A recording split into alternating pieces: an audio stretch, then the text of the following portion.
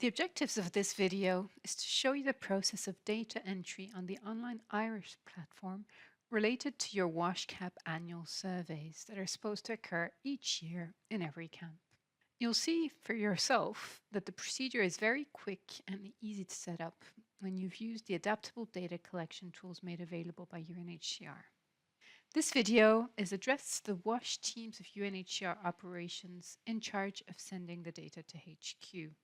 The overall objective of collecting this data is to better monitor the WASH situation in refugee camps.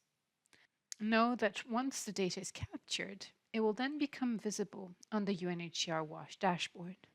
Let's have a look at this dashboard. If you go to the wash.unhcr.org page, the Data tab, WASH dashboard and WASH in camps, here is where the results of WashCap survey, among other things, are visible.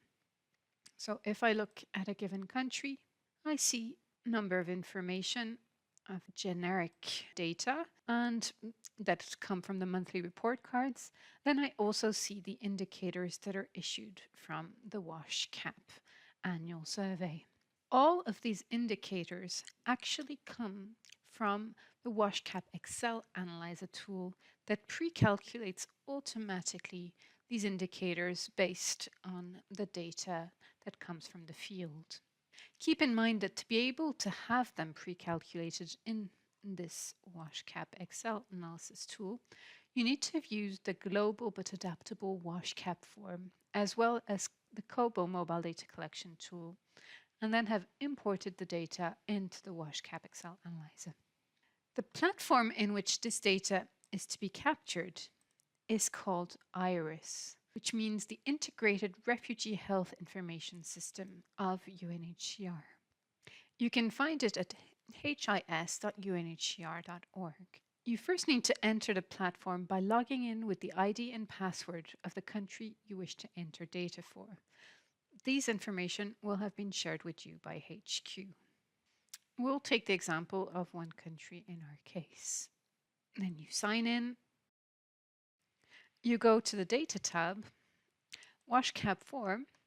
Here you already see all the pre-existing data that has been captured for your country.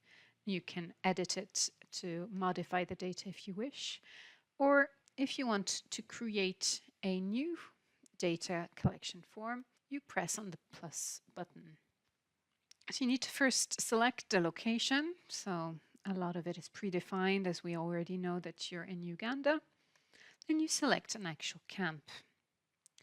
You then need to click on any day of the year of your reporting period, and then click on the Create button to generate your form. And this is where you're going to be able to fill in the data for your CAP. So you can start by specifying what's the actual date in which the CAP occurred, more or less. Of course, it rarely happens over just one day.